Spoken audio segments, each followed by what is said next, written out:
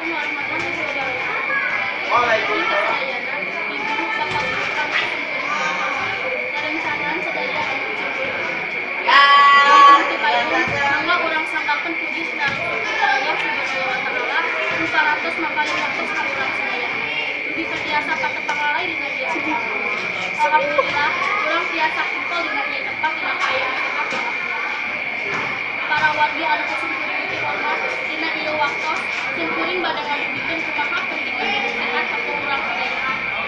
Urang sadaya kedah atawa wajib menjaga lingkungan sareng awak sorangan sampan dijauhkeun tina sagala hal. Kumargi kitu, urang kedah ngalaksanakeun anu kadidikeun ku cara anu sehat. Sapatos mesihan awak atawa hibah, mesihan tubuh nyihan maot anu rutin. Eta contoh hidup anu sehat. Contoh sanesna mikeun sampah kana tempatna, ngidung ulah di mana wae, batuk atawa bersin kudu nutupan dahar.